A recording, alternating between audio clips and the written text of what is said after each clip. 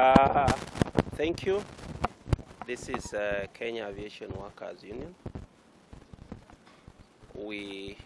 This morning we had a meeting with the CS Transport Honorable Davis Chirchir regarding the proposed Adani PIP.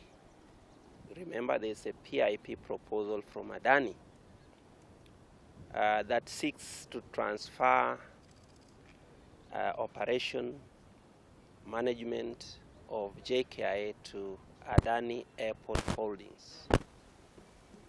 We had issued a strike notice protesting that move. But in the course of last week, we were invited by the CS Labor and today CS Transport. And we were requested to delay our industrial action and to allow dialogue. But we are here to say that in today's meeting with the Minister of Transport, we've made no progress, completely zero progress. They have not even attempted to allay our fears.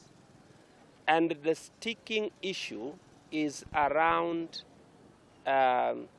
openness and the transparency around this transaction. As we speak,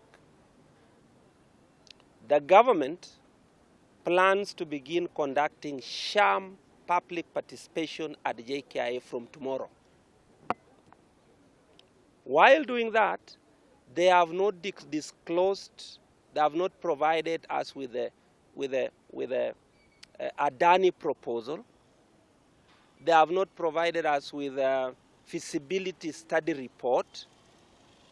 So we wonder, what is the basis of this public participation? What is the basis of stakeholder engagement around Adani proposal? What are they coming to tell people? Why don't they want to, provide these documents? PIP is provided for in law, and I don't see anywhere, any part of the law that says it should remain secret. So we suspect, in fact, from today's meeting, we are getting more convinced that something is wrong. This is not a good deal. It is not good for our workers, our members. It is not good for aviation industry for this country. It is not good for the country. Kenyans, ask this question. Why are they hiding the Adani proposal? Why? With public voting documents. So because of that, we are advising our members and all employees within the JKIA fraternity, please stay away from that engagement. Don't take part in it. They want you to sanitize a bad process, a process that could cost you your jobs, it could destroy businesses, it could undermine future expansion and development of JKIA.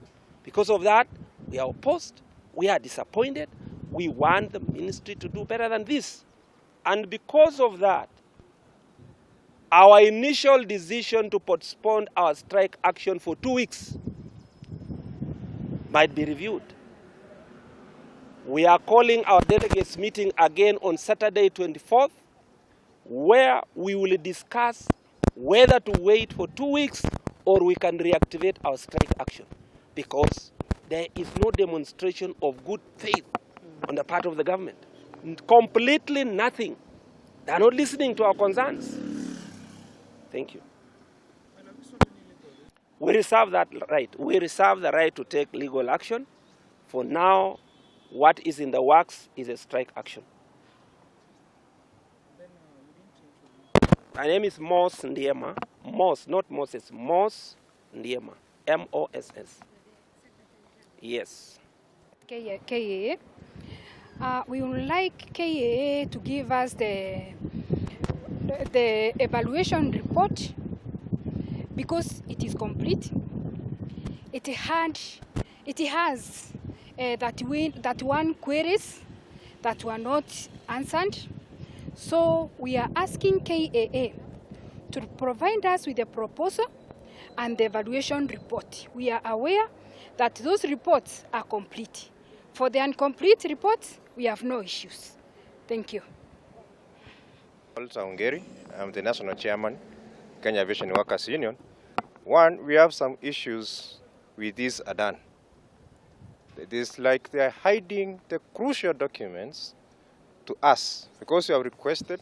The minister is taking us in circles. It's taking us in circles. If you look at the evaluation report of 2020, which was forwarded to the Auditor General, JKIA only, it is worth 1.1 trillion.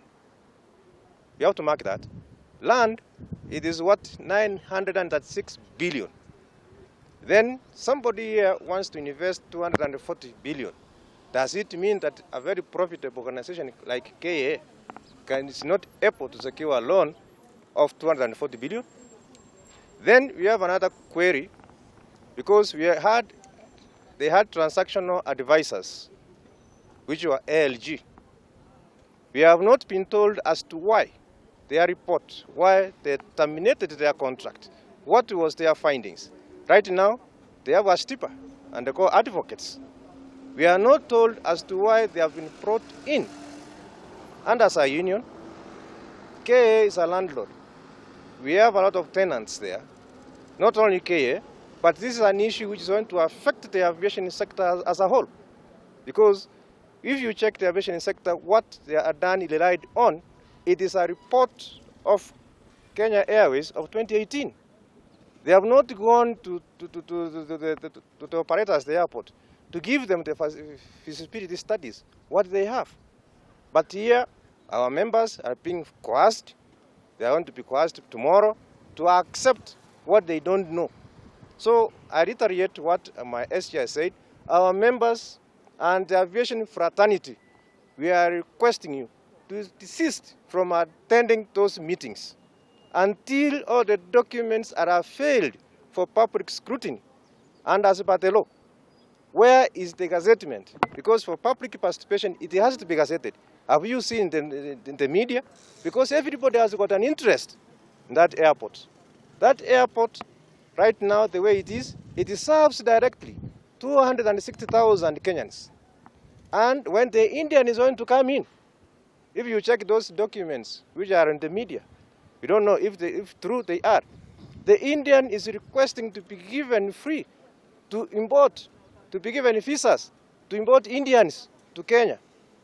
He is requesting to be given 30 acres. That's a document which is there. We don't know how to read this. To be given an area to build hotels and accommodation. What will happen with the Kenyans? When is going to export these Indians to work here for Kenyans? What will happen to Kenyans? Because as a concerned Kenyan and as a union, we are so much concerned. Why this process opaque? When they are considering with Ethiopia, Ethiopia gave out a virgin land, and the builders are the ones who are building a new airport from scratch, 25 kilometers from the city. It's not an operating airport. No, it's a new airport. Go to Rwanda. Rwanda, they signed the agreement with Qatar Airways. It's a new airport they are building. It's not an operating airport right now. If Kenya wants to have a new airport, we have Konsa City. They have to go to Konsa City. There's a space there. Let the Adani go there, develop, do what, operate, but not the operating airport right now, which is more profitable. Those are the things Kenyans have to be told what's going on. It's a concern because our actions in the future, they are going to hurt the company, the country, not the country. If today Adani gets that title deed for KA, is going to ask for a loan of trillions. Who is going to pay for that sign? When you are being told Adani doesn't see any feasibility of building another runway, unless after 30 years, that is after his tenure has expired. So what is he building? If you check the auditor's report, it is there, the public domain. Terminal 1A was built using 7 billion of a capacity, handling capacity of 2.5 million passengers. We have a parking garage, which carries 2,117 vehicles. It costed 1.8 billion. So what is this Adan going to bring in that the Kenya Airports Authority management has failed? Those are the questions as a government. They should tell us, they should tell Kenyans, not us as a union. That's what I can say.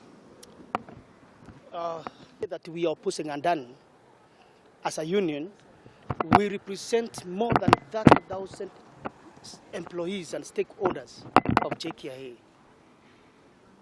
And when we hear there is somebody by the name Andani who want to come and being given 30 years lease of JKIA, when we are not being consulted, we are not aware, we don't even know how Andani ended up being the only bidder in this contract.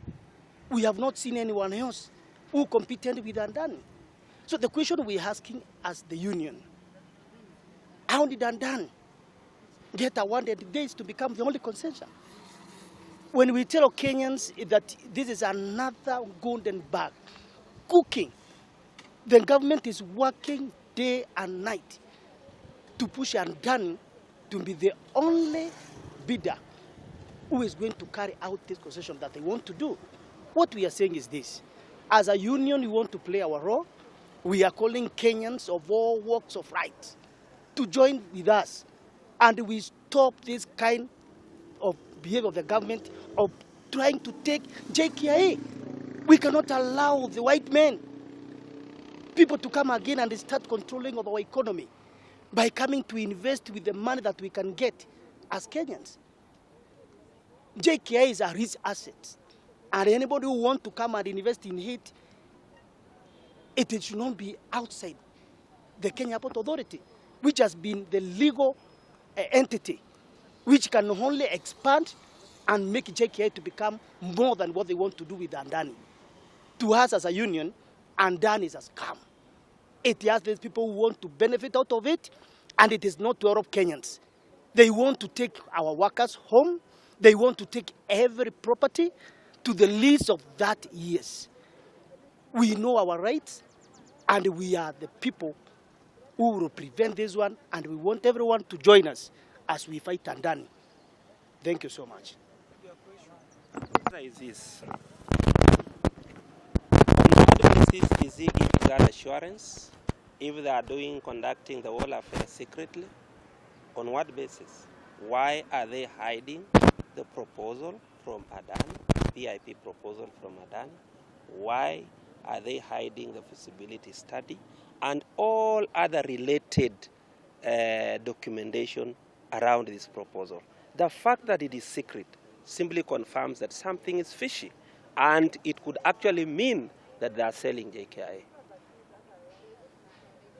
That we have met the minute that being done to this and that issue is public participation. What I want to ask you, men of the third estate, is that public participation, it is a process that is done to a complete, almost a complete process. You cannot take a document that is incomplete to the public. It shows clearly that JKA has already been given to people.